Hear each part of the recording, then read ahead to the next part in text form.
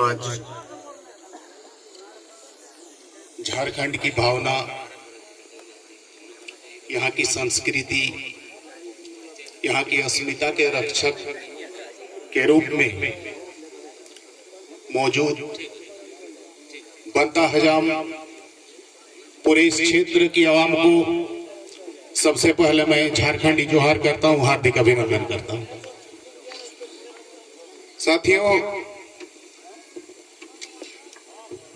ये जो भीड़ है ये आने वाले समय में हमारे आने वाली पीढ़ी का भविष्य तय करेगी।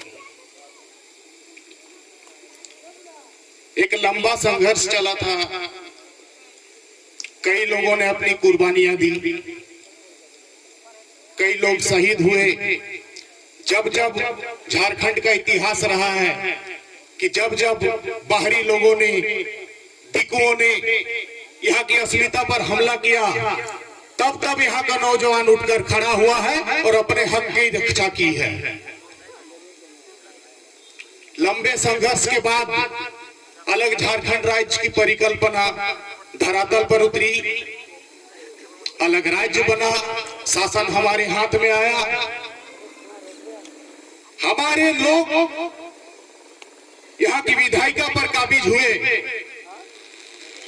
20 बरस बीत चुके हैं, सरकारें बदली आई गई, कई बार हमारे अपने लोग सत्ता के शीर्ष पर रहे, किंतु दुर्भाग्यपूर्ण है कि झारखंड के इन 20 वर्षों में दस्तावेजों में हम अलग झारखंड राज्य का अधिकार तो प्राप्त कर चुके थे, लेकिन जमीनी हकीकत ये थी कि प्रशासनिक पदों से लेकर विधायिका तक बाहरी लोगों का बोलबाला रहा और उन्होंने हमारे लिए नीतियां तय की, उन्होंने हमारे अवसर का आनंद किया।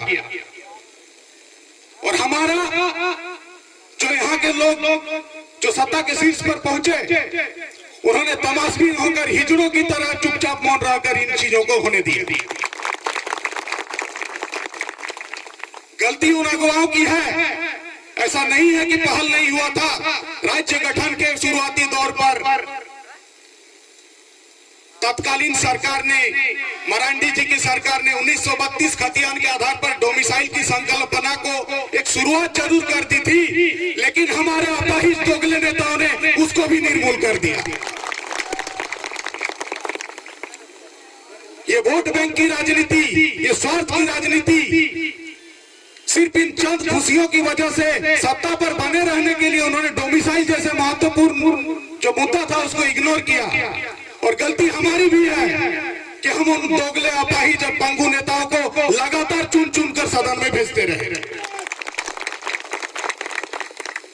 अभी हमारे छोटे भाई ने कहा कि एक क्षेत्र विशेष के सर्वांगीण विकास के लिए सबसे जरूरी पहलू ये होता है कि वहां के प्रशासनिक पदों पर 7%, चाहे वो डी ग्रेड का हो चाहे ए ग्रेड की नौकरी हो, प्रशासनिक पदों पर स्थानीय लोगों का रहना जरूरी है।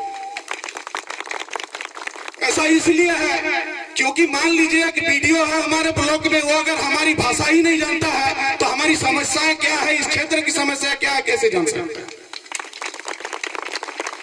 तो प्रशासनिक पदों पर हमारे लोग कब आएंगे? तभी आएंगे जब यहाँ के जनप्रतिनिधि 7% स्थानीय लोग होंगे। ऐसा हुआ भी सिर्फ स्थानीय जनप्रतिनिधि ला देने से ही काम नहीं बन जाएगा हमारा। हमें यह भी तय करना होगा कि दोहरी नीति रखने वाले लोगों को, मैं एक एग्जांपल देना चाहता हूं। अभी हाल ही में जो चतरा के विधायक हैं, चतरा के विधायक ने भोक्ता को एसटी में शामिल कराने के लिए बहुत जोरदार आंदोलन किया। भोक्ता को एसटी में शामिल कराने के लिए जोरदार आंदोलन किया, और अब जबकि भोक्ता एसटी में शामिल होने जा रहा है, तब वो आरोप लगा रहे हैं कि एक राजनीतिक षड्यंत्र के तहत मुझे चुनाव लड़ने से रोका जा रहा है। बात ये हो गई कि चतरा एससी रिजर्व है और भोक्ता खुद से इलेक्शन नहीं लड़ सकते। इस वजह से ये जो दोहरी नीति है, जब जब अपना जो फायदा होता है, जिस आधार पर चलता है, उसी हिसाब से अपना मापदंड बदल लेना, यही चरित्र रहा अब तक के तमाम राजनीतिक पार्टी के नेताओं का। मैं इतना कहूंगा कि एक बार अगर ईमानदार और भ्रष्टाचार रहित जनप्रतिनिधि अगर हमारे स्थानीय लोग यहाँ पर आ गए तो ही हमारा कुछ भला हो सकता है। ये शर्मनाक बात है कि कभी किसी ने अगर झारखंड मेरी लाश पर बनेगा ये कहा था, ये प्रवचन देने वाले हमारे राज्य के झारखंड आंदोलनकारी की सबसे प्रमुख अगुआ पार्टी जाकर उनके चरण छूती है। इससे शर्मनाक बात और क्या हो सकती है।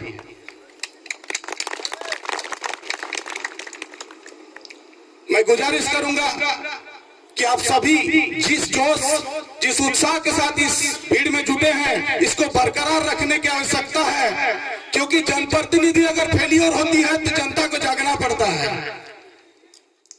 उनकी मौन रहने की प्रवृत्ति उनकी अवसरवादी नीति का ही कारण है कि आज कोई भी नेता कुछ भी आके बोल के चला जाता है और हम चुपचाप तमाशा देखते हैं। आज ही मैंने सोशल मीडिया के जरिए खबर पड़ी कि जमशेदपुर पश्चिमी के विधायक सरयू राय कहते हैं कि झारखंड 20 साल पहले बिहार में था, इसलिए झारखंड के अंदर भी एक छोटा सा बिहार बसा हुआ, उसको आप हटा नहीं सकते हैं। हमारे अपाहिज जनप्रतिनिधियों को उससे सवाल करना चाहिए कि झारखंड के अंदर एक छोटा सा बिहार घुसा हुआ है तो बिहार के अंदर भी एक छोटा सा झारखंड घुसा हुआ होना चाहिए।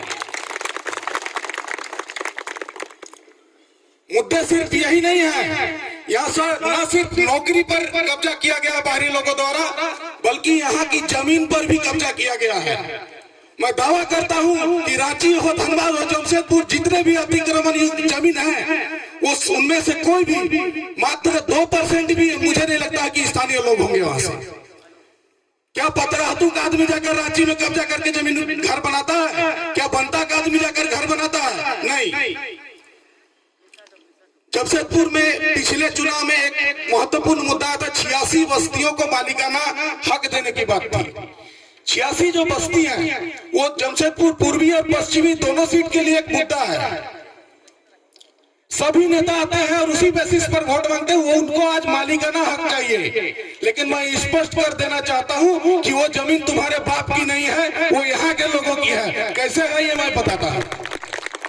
टाटा कंपनी ने भविष्य में अपनी योजनाओं के अनुरूप उसको हद से ज्यादा, मतलब जितना कंपनी को जरूरत है उससे ज्यादा जमीन का अधिग्रहण किया था, किंतु भविष्य में उन्होंने कंपनी का प्रसार करना उचित नहीं समझा और वो जमीन पड़ती रह गई, जिसमें बाहरी लोग लोटा कंबल लेके आए और नौकरी करने के बहाने वहां पर बैठ गए। अब जब जम गए हैं तब उनको वहां पर अपना घर चाहिए, मालिकाना हक चाहिए। तो सिर्फ न केवल नौकरी अधिकार बल्कि हमें अपनी जमीन की भी रक्षा करनी है। सरकार ने अभी जो भाषा विवाद, जो ये जिस बेसिस पर ये कार्यक्रम तय किया गया है, भाषा विवाद को ठंडा करने के लिए फिलहाल भाषा पर कुछ जिलों पर रोक लगा दी गई है, मगर इसमें बहकना नहीं है, ये सिर्फ थूक पॉलिश है। मैं बता दूं कि भाषा का विवाद ही सिर्फ यहाँ यहीं तक सीमित नहीं है। सरकार को यह भी जवाब देना होगा कि पिछली सरकारों पर आरोप लगता रहा है और उन्होंने जो भी किया कि बाहरी समर्थित सरकार थे, उन्होंने एक स्थानीय नीति बाहरी के फेवर में लागू कर दिया। आज तो तुम लोग 100% स्थानीय हो, क्या मजबूरी है ये बताना होगा सरकार का।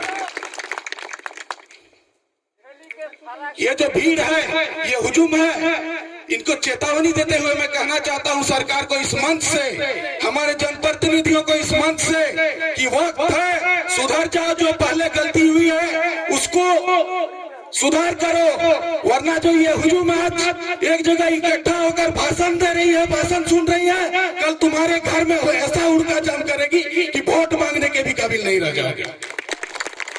साथ ही पूरे झारखंड में जो दावा करते हैं यहाँ के अधिकार पाने के लिए जो बाहरी लोग हैं, उनको भी मैं चेतावनी देना चाहता हूँ कि ये जो भीड़ जो शुरू हो चुका है ये रुकेगा नहीं। तुम लोग बेशक यहाँ अपना पेट पालने के लिए आ सकते हो, लेकिन हमारे अधिकारों का हनन करोगे तो लात मार के यहाँ से बाहर निकलेंगे। मैं बहुत ज्यादा नहीं कहना चाहता हूँ, प्रोग्राम काफी देर से शुरू हुआ है, भावनाएं सबकी एक है, कोई रुकेगा नहीं, कोई झुकेगा नहीं। और ये जो सिलसिला शुरू हो चुका है ये बंद नहीं होना चाहिए, क्योंकि अब अगर हम लोग झुकेंगे तो आने वाला भविष्य पूरी तरह से अंधकारमय है। इतना ही कहूंगा कि पूरा हम आज ये जो भीड़ देख रहे हैं इससे भी ज्यादा भीड़ चाहिए, और जब जहां हो हम वहां पर कुछ करने के लिए तैयार रहें। इतना तत्पर रहना होगा हम सभी को। इतना ही कहकर मैं एक बार फिर बनता हजाम पूरे क्षेत्र की जनता को हार्दिक अभिनंदन करता हूँ, झारखंडी जोहार करता हूँ। जय झारखंड, जय झारखंड, जय झारखंड। वीर बिरसा मुंडा जिंदाबाद, सीधो कानू जिंदाबाद, शेख भिखारी जिंदाबाद, निर्मल महतो जिंदाबाद। धन्यवाद। बहुत बहुत धन्यवाद कुणाल दास के ओजस्वी भाषण के लिए। मैंने शुरू में ही परिचय दिया था कि ऐसे ऐसे बारूद की दरकार है, ऐसे ऐसे जयराम की दरकार है, क्योंकि जयराम महतो कोई पॉलिटिकल पार्टी से नहीं है, वो एक छात्र नेता के रूप में उभर कर आया है जो सिर्फ भाषा के